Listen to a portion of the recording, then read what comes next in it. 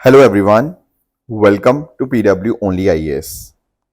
दोस्तों, स्वागत है आप सभी का आज के इकोनॉमी दिस वीक सेशन के अंदर, जहां पर हम पिछले एक वीक यानी कि 28 जुलाई से 3 अगस्त के बीच में जो भी कुछ इंपॉर्टेंट इकोनॉमी के कॉन्टेक्स्ट में इंपॉर्टेंट था उसको हम आज डिस्कस करेंगे।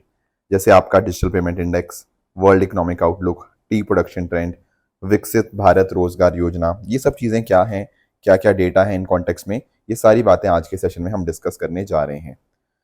दोस्तों, डिस्कशन स्टार्ट करने से पहले मैं एक छोटी सी बात आप सबको बता दूं कि जिन भी स्टूडेंट्स को सी सेट में कोई भी प्रॉब्लम होती है, अब उनको बिल्कुल भी घबराने की कोई बात नहीं है, क्योंकि सी सेट का जो बैच है 2026 के स्टूडेंट्स के लिए वो यहाँ पे लॉन्च हो चुका है।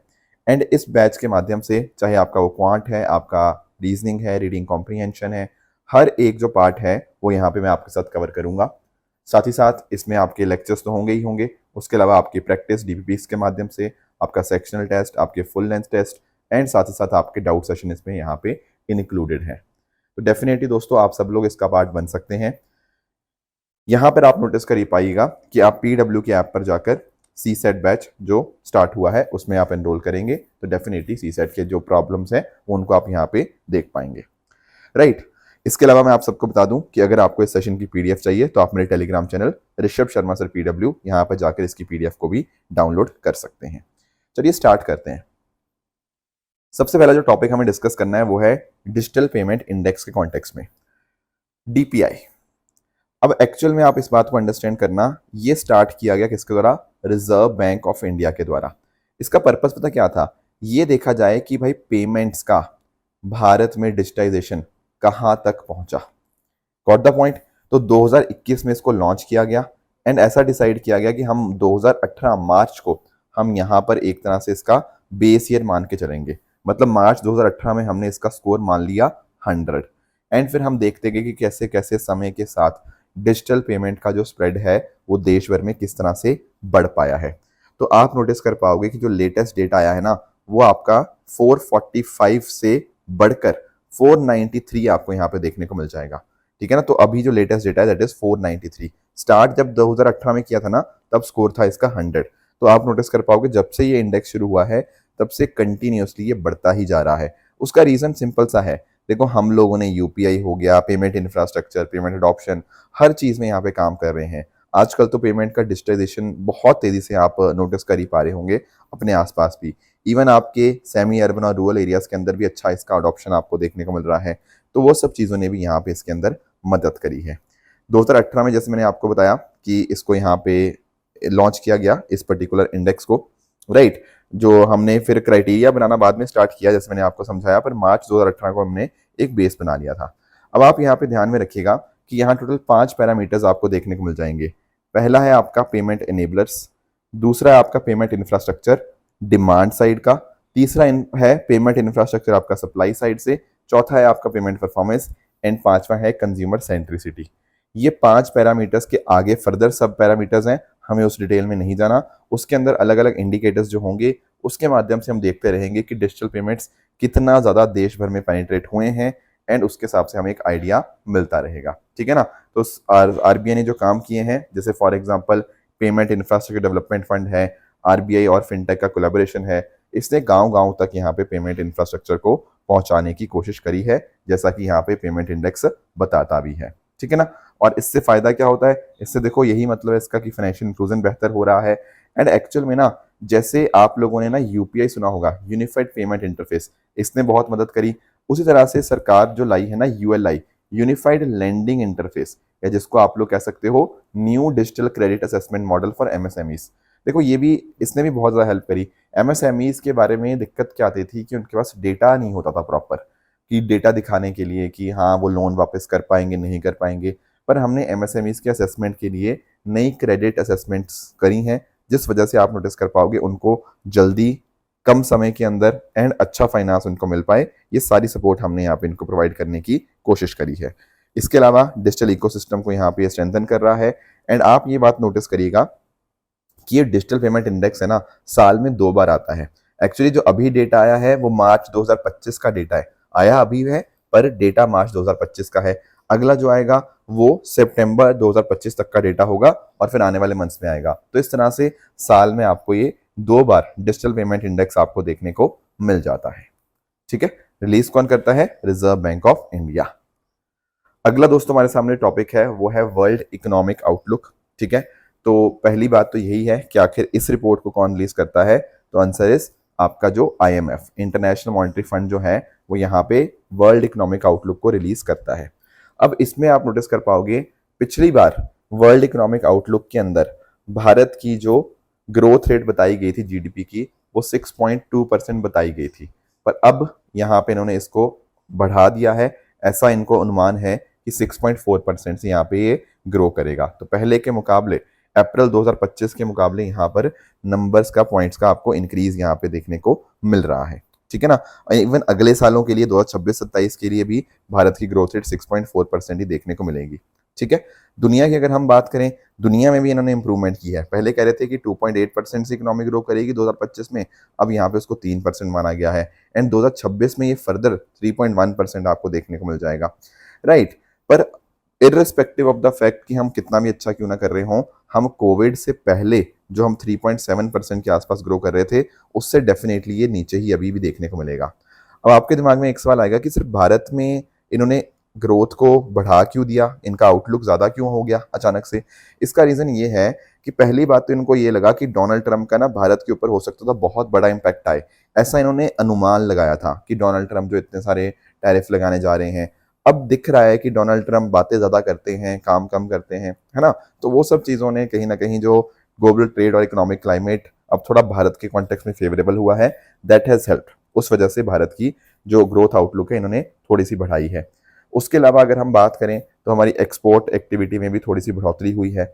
इसके अलावा यूएस टैरिफ रेट्स उतने नहीं हुए जितने हमने एक्सपेक्ट किया था, प्लस यूएस डॉलर भी थोड़ा सा कमजोर हुआ है, उससे भारत को थोड़ा सा आपको मतलब फायदा देखने को मिलेगा। राइट, तो ये सब चीजों ने हमें यहाँ पे थोड़ा बेनिफिट्स हमें देखने को मिल जाएंगे। एंड साथ साथ अगर हम बात करें फाइनेंशियल कंडीशंस ओवरऑल भी हमारी यहाँ पे अच्छी हुई हैं, जिसने भारत की इकोनॉमी को भी बूस्ट करने के अंदर यहाँ पे मदद करी है। तो ये जो वर्ल्ड इकोनॉमिक आउटलुक है ये साल में इस तरह से 2 बार पब्लिश होती है। इसके इंटरिम अपडेट्स भी आते रहते हैं, पर मेजर जो पब्लिशेशन है वो साल में 2 बार होती है by the International Monetary Fund. And इसमें advance economies, emerging economies, developing economies कैसा काम कर रही हैं, क्या इश्यूज आ रहे हैं, वो सारी की सारी चीजें यहाँ पे इसके अंदर बताई जाती हैं। नेक्स्ट आते हैं अगले टॉपिक पे, that is T production trend. देखो सबसे पहले मैं आपको चाय के बारे में थोड़ा सा बता देता हूँ। देखो जब हम बात करते हैं ना टी की, तो आपको ये बात ध्यान में रखनी होगी कि टी ऐसा माना जाता है कि ancient China, north eastern India और नॉर्दर्न म्यांमार के अंदर यहाँ पे इसका ओरिजिनेशन हुआ। ठीक है, और साथ ही साथ टी को ग्रो करने के लिए जो आइडियल टेम्परेचर होता है ना वो 20 से 30 डिग्री सेंटीग्रेड का सबसे बढ़िया टेम्परेचर है। एंड साथ ही साथ अगर हम बात करें, अगर ये 35 से ऊपर चला गया या 10 से नीचे आ गया तो बहुत भाई खतरनाक हो जाता है। इनफैक्ट अगर हम बात करें ना तो यूनिफॉर्म टेम्परेचर चाहिए through out the growing season.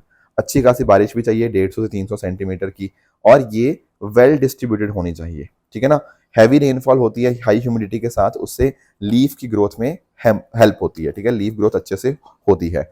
बाकी इसके अलावा अगर हम बात करें, यहाँ पर आप नोटिस कर पाओगे कि इनका एल्टीट्यूड जो इनको चाहिए होता है वो 600 से 200 मीटर, 2000 मीटर के बीच में आपका इनका एल्टीट्यूड होना चाहिए, और स्लोप्स को यहाँ पे प्रेफर किया जाता है। कल्टीवेशन एरिया फ्रॉस्ट फ्री होना चाहिए, सॉइल स्लाइटली एसिडिक सॉइल होनी चाहिए बिना कैल्शियम के, एंड साथ साथ जो ह्यूमिडिटी होनी चाहिए वो अच्छी खासी 80% ऑफ द टाइम आपका ह्यूमिड होना चाहिए क्लाइमेट। तो ये कुछ बातें हैं जो आपको पता होनी चाहिए। बाकी एक ट्रॉपिकल और सब ट्रॉपिकल क्लाइमेट एक उसके प्लांट है, दैट इज योर चाय। ठीक है, तो ये तो बात होगी चाय की। अब बात करें ना दोस्तों चाय की, तो दुनिया में हम चाय के दूसरे सबसे बड़े प्रोड्यूसर हैं आफ्टर चाइना। पर अगर हम बात करते हैं ना ब्लैक टी की, तो ब्लैक टी में इंडिया पहले नंबर पे आएगा। ओवरऑल चाय में तो इंडिया दूसरे नंबर पर है, पर ब्लैक टी की प्रोडक्शन के अंदर भारत आपको पहले नंबर पे देखने को मिलेगा। और भारत के जो चाय के एक्सपोर्ट्स हैं वो आप नोटिस कर पाओगे वो 255 मिलियन किलो, ठीक है, यहां तक पहुंच गए हैं। एंड इनफैक्ट हमने श्रीलंका को भी बीट कर दिया है, एंड कीनिया टॉप पे है, इंडिया सेकंड नंबर पे है चाय के एक्सपोर्ट के मामले के अंदर। And black T he mostly हम यहाँ पे एक्सपोर्ट करते हैं, लगभग 96% हमारा जो टी एक्सपोर्ट होता है वो ब्लैक टी का ही है। इसके अलावा और भी है regular, green, herbal tea, masala T, but mainly आपकी ब्लैक टी हम यहाँ पे एक्सपोर्ट करते हैं। एंड टी के अंदर मेजर जो प्रोडक्शन होता है वो असम से होता है, लगभग 55% के आसपास। बाकी कुछ और एरियाज आप नोटिस कर पाओगे, वेस्ट बंगाल में भी होता है, जैसे खासकर अगर हम बात करें दार्जिलिंग की चाय बहुत फेमस है। साथ ही साथ अगर हम बात करें तमिलनाडु, केरला, कर्नाटका, ये भी कुछ इंपॉर्टेंट आपको स्टेट्स देखने को मिल जाएंगी। बाकी इंडिया में चाय कंज्यूम भी बहुत ज़्यादा होती है, आप लोग जानते ही होंगे, हम लोगों को चाय पीना बहुत पसंद है। और 80% भारत का जो चाय का प्रोडक्शन होता है ना, वो हम लोग ही कंज्यूम कर लेते हैं, वो डोमेस्टिकली ही कंज्यूम हो जाता है। तो अभी ये जो रिपोर्ट्स आई हैं आप नोटिस कर पाओगे, भारत की जो चाय की प्रोडक्शन है वो बड़ी है पिछले 6 महीने के अंदर 25% से। पर दार्जिलिंग चाय की प्रोडक्शन की बात करें, वो 10% में उसमें कमी देखने को मिली है। अब आपके दिमाग में क्वेश्चन आएगा कि सर ऐसा क्या हो गया, ये दार्जिलिंग चाय में क्यों रिडक्शन हुआ? उसका कारण ये था कि पिछले कुछ महीने वेदर उतना अच्छा नहीं रहा दार्जिलिंग वाले एरिया के अंदर, पेस्ट अटैक वहां पे हमें देखने को मिले, जिस वजह से एक कटौती या एक डिक्लाइन हमें प्रोडक्शन के अंदर यहाँ पे देखने को मिला है। बाकी एक्सपोर्ट्स में भी यहाँ पे थोड़ा सा डिक्लाइन हमें देखने को मिला, इंपोर्ट्स हमारे यहाँ पे थोड़े से बड़े हैं, ठीक है, खासकर कीनिया और नेपाल से। तो ये कुछ बातें थी जो टी के कॉन्टेक्स्ट में आपको पता होनी चाहिए। बाकी ये जो सारा का सारा डेटा है ये किसने प्रोवाइड किया हमें? टी बोर्ड ऑफ इंडिया ने। दरअसल में जैसे कॉफी बोर्ड होता है, ठीक है ना, रबर बोर्ड है, उस तरह से आपको टी बोर्ड भी देखने को मिल जाएगा, जिसके हेडक्वार्टर्स कोलकाता के अंदर है। दरअसल में इसको टी एक्ट 1953 से माध्यम से 1954 में as a statutory body establish किया गया। पहले देखो बहुत बॉडीज थी, जैसे फॉर एग्जांपल पहले central tea board, India tea licensing committee हुआ करती थी, उसको बाद यहाँ पे उनको हटाकर इनको यहाँ पे टी बोर्ड ऑफ इंडिया को यहाँ पे बनाया गया। ये ministry of commerce and industry के अंतर्गत यहाँ पे काम करता है। इसका पर्पस यही है भारत की टी इंडस्ट्री को रेगुलेट करना एंड हमारे प्रोड्यूसर्स को यहाँ पे इंटरेस्ट को यहाँ पे ध्यान में रखना। जैसे मैंने बताया आपको, हेडक्वार्टर्स इसके कोलकाता में है, पर साथ ही साथ इसके ओवरसीज ऑफिस आपको दुबई एंड मॉस्को के अंदर भी देखने को मिल जाएंगे। क्लियर है? बाकी चाय के कॉन्टेक्स्ट में देखो, बात हो और दार्जिलिंग चाय की बात ना हो, ऐसा हो ही नहीं सकता। दार्जिलिंग की चाय को शैंपेन ऑफ टीज की यहाँ पे के नाम से भी जाना जाता है। एंड जब जीआई टैग्स भारत में स्टार्ट हुए तो सबसे पहला जीआई टैग जो भारत में दिया गया था वो दरअसल में दार्जिलिंग चाय को ही दिया गया था। तो बहुत ही शानदार चाय है दार्जिलिंग चाय, ठीक है ना। तो ये कुछ बातें थी चाय के रिगार्डिंग जो हमें अवेयर होनी चाहिए। अगले टॉपिक पे दोस्तों आते हैं, दैट इज योर पीएम विकसित भारत रोजगार योजना। इसको थोड़ा समझते हैं। देखो अगर हम बात करें ना भारत की प्रॉब्लम्स की, तो एक सबसे बड़ी प्रॉब्लम जो आती है वो आती है रोजगार की, ठीक है ना। अब आप लोग जानते होंगे, अगर हम latest periodic labour force survey के जो एनुअल डेटा आता है ना, उसकी अगर मैं बात करूं तो उसके हिसाब से भारत में अनएम्प्लॉयमेंट रेट आपको 3.2% देखने को मिलेगी। अब ये अपने आप में अनएम्प्लॉयमेंट रेट कम है पीरियोडिक लेबर फोर्स सर्वे की अगर मैं बात करूं उसके हिसाब से, पर इन जनरल अगर हम बात करें तो लोगों में काफी इसमें डिसकंटेंट देखने को मिलता है, खासकर बेरोजगारी के संदर्भ के अंदर। और सरकार चाहती भी है कि यार रोजगार जनरेट हो। अब उसी लिए ना सरकार के द्वारा पीएम विकसित भारत रोजगार योजना लाई गई है, और ये स्टार्ट हो रही मतलब हुई है कब से? 1 अगस्त से। अभी रिसेंटली यहाँ पे 2 दिन पहले यहाँ पे इसको स्टार्ट किया गया, ठीक है ना। तो एम्प्लॉयमेंट लिंक्ड इंसेंटिव स्कीम को यहाँ पे इसने रिप्लेस किया है। अब थोड़ा समझते हैं कि इस पर्टिकुलर स्कीम के माध्यम से होगा क्या। हम मैन्युफैक्चरिंग सेक्टर में जॉब्स क्रिएट करेंगे, एंड कैसे जॉब क्रिएट करेंगे? एम्प्लॉयज के ऊपर भी और एम्प्लॉयर्स दोनों पे ध्यान रखा जाएगा। मतलब जो लोग काम करेंगे और जो लोग काम देंगे, दोनों को कुछ ना कुछ हम यहाँ पे फायदा देने की कोशिश करेंगे।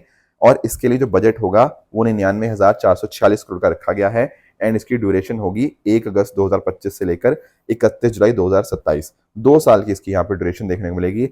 एंड ऐसा माना जा रहा है कि इससे लगभग 3.5 करोड़ नई नौकरियां यहाँ पे मतलब जनरेट होंगी, एंड 1.92 करोड़ बेनिफिशरीज को यहाँ पे जो पहली बार नौकरी लेने जा रहे हैं उनको यहाँ पे मदद होगी, ठीक है।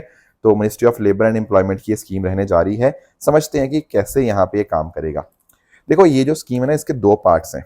पहला पार्ट है एम्प्लॉयज के लिए, जो लोग काम करेंगे उनको यहाँ पे मदद करने की कोशिश है। कैसे मदद करने की कोशिश है? देखो उन लोगों के लिए ये हेल्प करेगा जिनकी अर्निंग होगी हर महीने 1 लाख रुपए तक का। कोई 1 लाख से ज्यादा कमाता है हर महीने, उसके लिए ये पर्टिकुलर स्कीम नहीं है। अब क्या है बेनिफिट यहाँ पे? तो आप नोटिस कर पाओगे कि अगर मान लीजिए एक कोई पर्सन है, ठीक है ना, उसका वो ईपीएफओ के साथ रजिस्टर्ड है और वो फर्स्ट टाइम वर्कर है, पहली बार यहाँ पे उसको काम करने जा रहा है, उस पर्सन को यहाँ पर 15,000 रुपए तक का बेनिफिट मिल सकता है।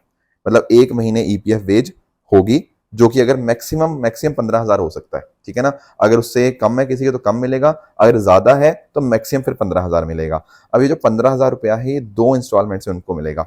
एक है अगर वो लगातार 6 महीने काम करे, और दूसरी इंस्टॉलमेंट तब उसको मिलेगी अगर वो 12 महीने से ज्यादा का काम करे और फिर एक फाइनेंशियल लिटरेसी प्रोग्राम को भी यहाँ पे उसको कंप्लीट करे। कहने का मतलब ये है कि अगर आप पहली बार काम करते हो, ठीक है, ईपीएफओ के साथ यहाँ पे रजिस्टर्ड हो, तो अगर आप 1 साल काम करेंगे ना तो आपको 15,000 रुपये तक का मिल सकता है। अगर आपकी सैलरी कम है, मान लो 10,000 है तो 10,000 मिलेगा, ठीक है, ईपीएफओ वेज के हिसाब से।